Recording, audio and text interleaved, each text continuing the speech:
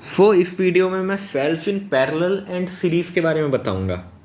ठीक है, ये टॉपिक शुरू करने से पहले इसका एक बेसिक वो समझ लेते हैं, कॉन्सेप्ट जो है EMF। ये EMF क्या होता है, पहले ये समझा देता हूँ मैं। EMF ई से रिप्रेजेंट करते हैं हम नॉर्मली, थोड़ा मतलब ऐसा वाला ई, थोड़ा टेढ़ा मेढ़ा, ग्रीकिश ई बोलता हूँ मैं इसे, ग्रीकिश ई से रिप्रेजेंट करते हैं। और इसका फॉर्मूला होता है अपना simply voltage plus I small R. इसका मीनिंग क्या हुआ अब इस फॉर्मूले का? देखो, एक वो है सर्किट, यहाँ पे एक बैटरी है और इधर से ये करंट फ्लो हो रहा है। ठीक है, करंट की खुद की एक वोल्टेज है, कुछ मतलब पूरे सर्किट में एक कुछ तो वोल्टेज होगी ना, एक कांस्टेंट। अभी IR क्या होता है? IR होता है कि extra voltage type. Extra voltage type अब जनरेट कहाँ से होती है, ये भी हम एक मिनट समझ लेते हैं।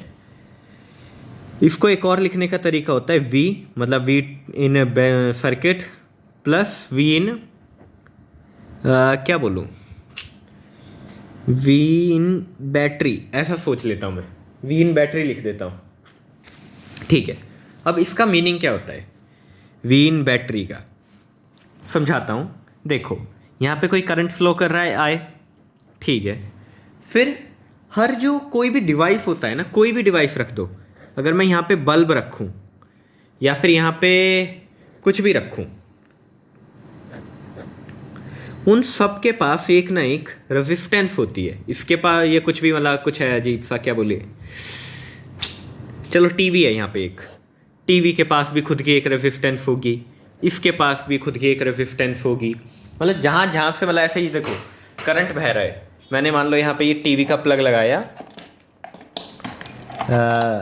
हाँ अरे यार, हाँ ये देखो टीवी ऑन हुआ, पर टीवी एक डिवाइस है खुद का, इसमें कुछ ना कुछ रेजिस्टेंस होगी जिससे ये थोड़ा अपना करंट और वोल्टेज लूज करेगा।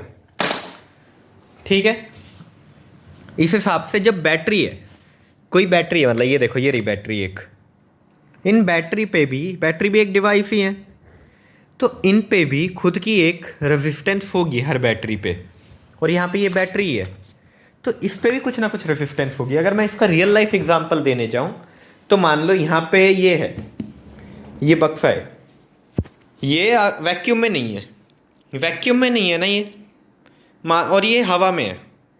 हवा मान लो एक तार है, मतलब ये एक ब्लॉक है, ये एक ब्लॉक है, ये एक ब्लॉक है, ये एक ब्लॉक है, ये सब एक तार टाइप का सिस्टम है, कोई तार है यहाँ पे पूरा, मतलब वायर। तो जब ये वायर में फ्लो करेगा तो इस पर एयर रेजिस्टेंस लगेगी।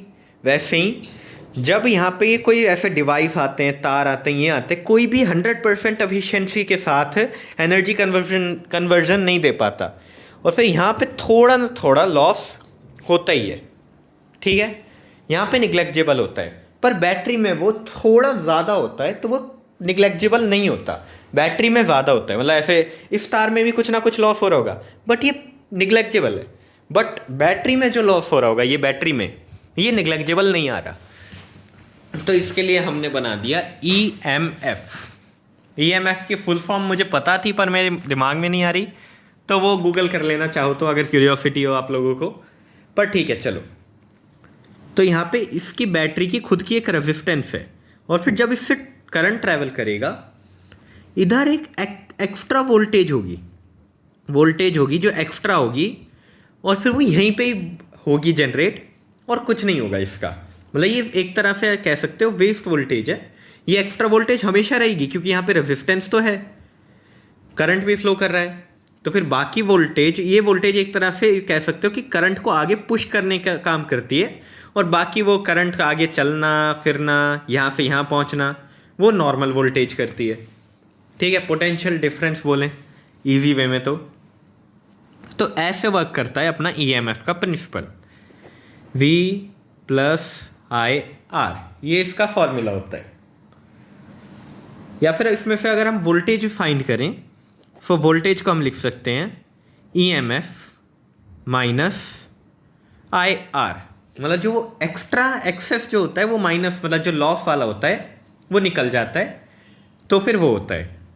कोई भी इतना परफेक्ट सिस्टम नहीं हो सकता जिसमें ये इसकी ईएमएफ की वैल्यू ज़ीरो हो, क्योंकि हम वैक्यूम में करंट दौड़ाएंगे तो शायद, पर उसके लिए भी मैं 100% श्योर नहीं हूँ।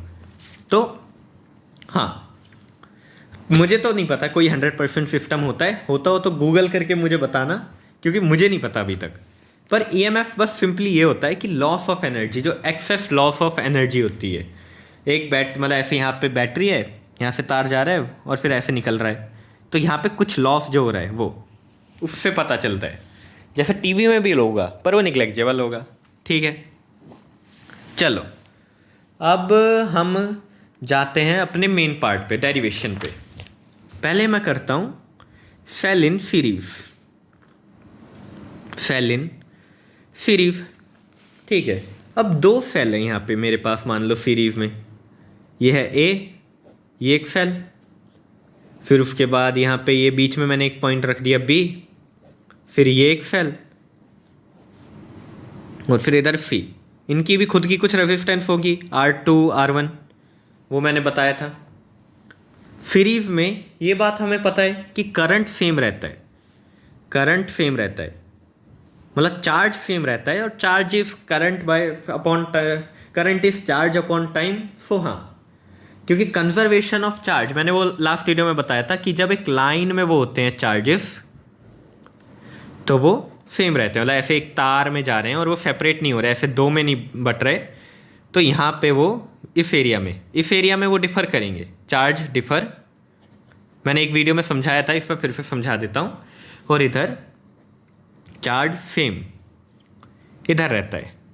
ठीक है, तो इधर सीरीज में चार्ज सेम रहता है, क्योंकि जब ये एक लॉ है, law of conservation of charge, कि चार्ज एक उसमें सीरीज उसमें सेम रहेगा हमेशा हर पॉइंट पे। सीरीज में मतलब लॉस ऑफ चार्ज नहीं होगा, होगा भी तो निग्लेक्जेबल ये सब होगा, बट ये मेन है अपना एक कंजर्वेशन का पॉइंट, कंजर्वेशन ऑफ चार्ज बोलते हैं इसे। मतलब एक ही तार अगर चलता रहा ना तो उसमें लॉस नहीं होगा, चार्ज सेम रहेगा हर जगह, सेम। बट अगर ये दो में बट गया तो अलग बात है, तो वो चार्ज डिफ़र होगा इस पॉइंट पे, चार्ज डिफ़र होगा, पर इस पॉइंट पे चार्ज सेम रहेगा। ठीक है, और चार्ज अपॉन टाइम ही करंट होता है, तो कंजर्वेशन ऑफ करंट भी सेम ही बात हो गई, सेम ही बात हो गई कंजर्वेशन ऑफ करंट भी इस हिसाब से। तो हमेशा यहाँ पे करंट सेम रहेगा। ओके, ये अपनी बात एक हो गई, पर वोल्टेज सेम नहीं रहेंगे, ये चीज़ याद रखना। वोल्टेज ऐसे आमने सामने हो, मतलब पोटेंशियल डिफरेंस, तो इधर एक हो इधर एक हो, तो ये 1 ये 2, वी डिफर। पर अगर ये एक दूसरे के ऊपर नीचे हो ऐसे, सो फिर वी सेम रहते हैं। ऊपर नीचे हो तो सेम रहेंगे, मतलब ऐसे देखो, ऊपर नीचे हो तो सेम रहेंगे, पर ऐसे हो तो नहीं सेम रहेंगे। ठीक है, ये अपनी बात एक सिंपल क्लियर हो गई।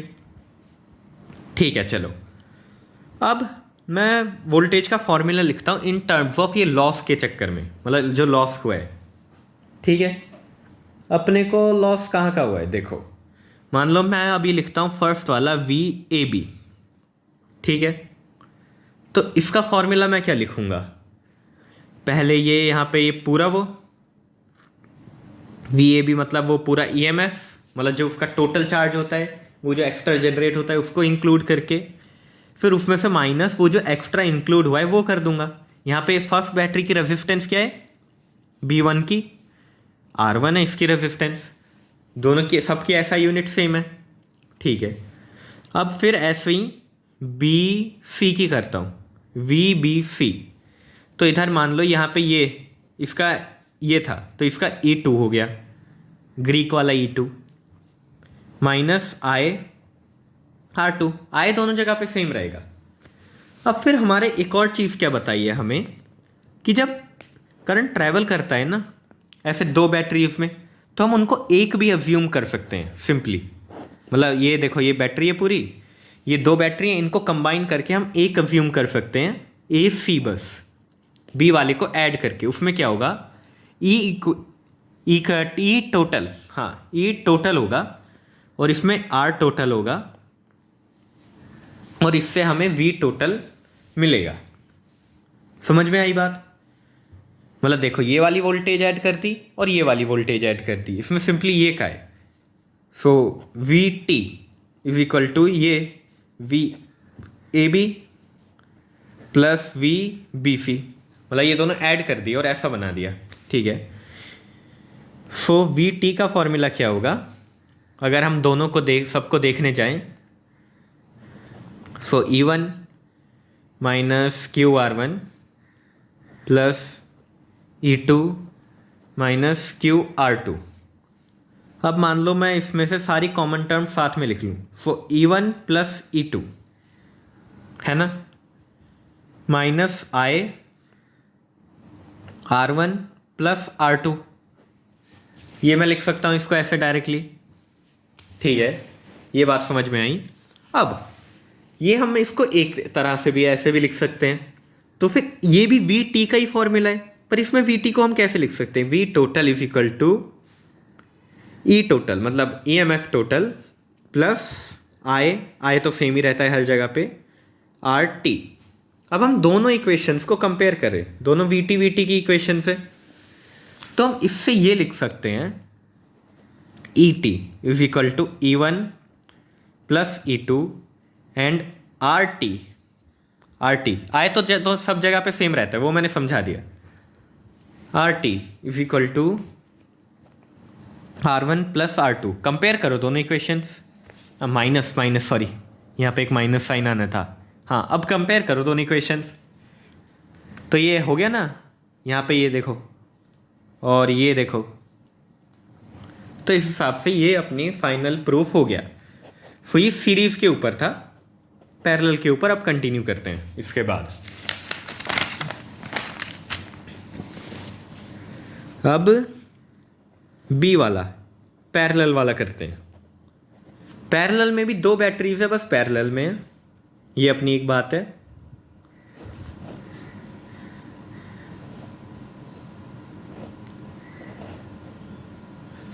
ठीक है, I2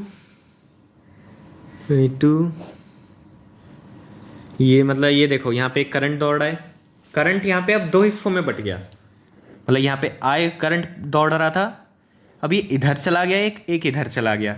सो इधर आई डिफर करेगा, पर इन दोनों को ऐड करके ये आई आंसर आएगा। अगर मान लो ये वापस जाके एंड में कहीं मिल गई ये दोनों करंट, तो इन दोनों को ऐड करके वापस आई आंसर आ जाएगा, ये दोनों तार वापस मिल गए तो। पर इधर ऐसे आ जाएगा I2 I1, मतलब ये दो में डिवाइड हो गए, I1 plus I2 is equal to I, ये किसी रेशियो में डिवाइड होते हैं, रैंडम फलाना ढिमकाना, उससे हमें फ़र्क नहीं पड़ रहा। ठीक है, इधर I2 बह रहा है, इधर I1 बह रहा है, इधर मान लो ये पॉइंट B2 है, ये B1 है, इधर ये A है स्टार्टिंग पॉइंट और इधर ये C है स्टार्टिंग पॉइंट, और इधर वापस ये दोनों वापस मर्ज हो गए, तो यहाँ पे ये I हो गए। और वोल्टेज हर जगह पे इस सिनेरियो में सेम रहेगी, मतलब चेंज नहीं होगी। क्यों नहीं होगी? क्योंकि मैंने यहाँ पे ही समझाया था, और करंट क्यों डिफर करेगा वो भी मैंने समझाया था। ये जब दो में डिवाइड होते हैं और ये वोल्टेज जब ऐसे होती है तो सेम रहेगी। और इसमें ये देखो, ये बैटरी ऊपर नीचे पैरेलल है, एक दूसरे के आमने सामने है, ऊपर नीचे, मतलब एक बैटरी उधर है तो दूसरी बैटरी भी इधर है। ठीक है, चलो ऊपर वाली बैटरी का ज़ूम करके देखता हूँ मैं। ऊपर वाली बैटरी का क्या होगा?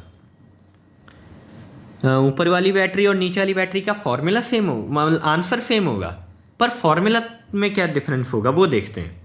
देखो ये यहाँ पे मैंने रख दिया E1, ये यहाँ पे रख दिया E2, क्योंकि इन दोनों का वैल्यू सेम होगी मिला के, मतलब पोटेंशियल डिफरेंस सेम होगा, पर ये वैल्यूज डिफर कर सकती है ना E1, और इनकी रेजिस्टेंस भी डिफर कर सकती है।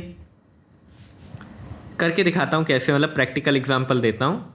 E1 R1 और फिर दूसरे की वैल्यू आएगी E2, यहाँ पे क्योंकि ये E2 है, माइनस I R2, इसमें रेजिस्टेंस अलग है और इसमें EMF अलग है। अगर रेजिस्टेंस अलग होगी तो EMF तो अलग हो गई, पर इसका रियल लाइफ एग्जांपल दूँ तो ऐसे मान लो E1 की वैल्यू हो गई 10 और R1 की वैल्यू हो गई 0, अज्यूमिंग 0 है, सो ये 10 हो गया। पर मान लो E2 की वैल्यू हो गई 12 और R2 की वैल्यू हो गई 2, दोनों की वैल्यू 10 आ रही है, V equals to V, 10 equals to 10, but ये 10 इक्वल्स टू 10, पर ये 10 माइनस 0 है, दोनों इक्वल हैं, और ये 12 माइनस 2 है, तो ये ऐसे डिफर करती है। ठीक है, चलो अब हम ये चीज़ कंटिन्यू करते हैं। ठीक है, इसमें अब ये आई कैसे आएगा पूरा, मैंने कहा था जब ये तो दो तार वापस मिलेंगे, ये I2 और I1, तो ये वापस आई प्रोड्यूस कर देंगे अपना, ये बात तो कही थी। तो इससे हम कह सकते हैं I1 plus I2 is equal to I. ठीक है, ये बात अपनी समझ आई। अब इस इक्वेशन से हम आई का डेरिवेट करते हैं, आई को हम कैसे लिख सकते हैं, और हाँ यहाँ पे ये I1 था और फिर यहाँ पे ये I2 था, क्योंकि इसमें आई सेम था हर जगह पे, इसमें आई सेम नहीं था, ये मैंने गलती की थी अपनी साइड से, सॉरी। ठीक है, चलो अब इसमें आई फाइंड करते हैं, आई क्या है, I1 की वैल्यू फाइंड करते हैं सबसे पहले। सो इसमें अगर मैं यहाँ पे ये आई की जगह V ले जाऊँ तो R1 is equal to E1 minus V, so फिर I is equal to E1 minus V divided by R1। ठीक है, फिर उसके बाद फिर से ऐसे लिख लेता हूँ, V is equal to E2 I2 R2, ये I1 है, 1 लिखना भूल जाता हूँ मैं बार बार। सो फिर I2 R2 is equal to E2 minus V, I2 is equal to E2 minus V divided by R2। ठीक है, ये फॉर्मूला हमें मिल गए। इन फॉर्मूला को अब हम कर देते हैं इधर substitute. E2 E1 minus V divided by R1 plus E2 minus V divided by R2 is equal to I। इसकी वैल्यू हो गई अपनी I। ठीक है, तो अब हम क्या करेंगे, देखो इधर हम ये दोनों में डिवाइड है, तो हम ऐसे भी लिख सकते हैं E1 R1 minus V1 R1 plus E2 R2 minus V R2 is equal to I। ठीक है, अब हम यहाँ पे क्या लिख सकते हैं, E1 R1 plus E2 R2 minus, इसमें 1 V दोनों में कॉमन, माइनस V कॉमन है दोनों में, क्योंकि ये दोनों अगर हम साथ में लिखेंगे तो ये होगा ना V1 माइनस V R2, तो माइनस V मैंने दोनों में कॉमन ले लिया, तो 1 divided by R1 plus 1 divided by R2 is equal to I। ठीक है, ये बात अपनी एक क्लियर हो गई। अब हम इसको I को उसके टर्म्स में एक्सप्लेन करेंगे, क्या बोलें, पहले इन दोनों को सब्स्टिट्यूट कर देता हूँ, R1 R2 E1 R2 plus E2 R1। अब हम इस साइड I ले आएंगे और उस साइड V ले जाएंगे, तो इधर माइनस I आ गया, इधर आ गया V, ये R1 R2 को मैंने सब्स्टिट्यूट किया तो आया ये R1 into R2 into R2 plus R1। ठीक है, ये आ गया अपना आंसर। चलो अब मैं ये इधर लिख लेता हूँ नेक्स्ट पेज पे, क्योंकि इधर वो बहुत जगह नहीं बची इतनी। सो फिर E1 R, वो उसको मैंने अब ये रेसिप्रोकल लेके इस साइड ले आया, मल्टीप्लाई में ना, तो इसका रेसिप्रोकल लेके इस साइड ले आया। सो E1 R2 plus E2 R1 divided by R1 R2 plus R1 plus R2 into R1 R2, क्योंकि वो उसका रेसिप्रोकल हुआ ना, इसका रेसिप्रोकल ये होगा और ये नीचे चला जाएगा ऐसे, इसमें ये दोनों cancel, minus I R1 R2 R2 plus R1, ठीक है। सो फिर फाइनल अपनी इक्वेशन क्या बन गई, ये वाली, R1 plus R2 minus I R1 into R2 plus R1 is equal to V, ठीक है। अब फिर V, जैसे हमने लास्ट बार ये इन दोनों को एक नहीं करके देखा था, फिर से इसको एक करके देखते हैं इस वाली इक्वेशन को भी।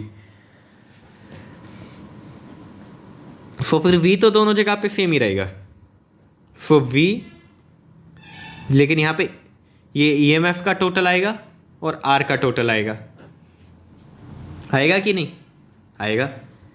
इधर आए तो सेम ही रहेगा, इधर भी बह रहा है इधर भी बह रहा है, क्योंकि अब ये पैरेलल से दोनों कंबाइन करके मैंने दोनों को एक पॉइंट समझ लिया, ठीक है। दोनों इक्वल टू V, तो इस वाले V की वैल्यू क्या लिख सकता हूँ मैं, V is equal to ET minus IRT। तो अब दोनों को कंपेयर करें तो इससे हमारी ET की क्या वैल्यू आ रही है, ET की वैल्यू आ रही है E1 R2 plus E2 R1 divide by R1 plus R2, और फिर RT की क्या वैल्यू आ रही है, RT की वैल्यू आ रही है R1 R2 divided by R2 plus R1। अब इसमें बस थोड़ा सा चेंज और करना है, 1 डिवाइडेड बाय RT हो जाता है अपना इस हिसाब से R1 plus R2 divided by R1 into R2।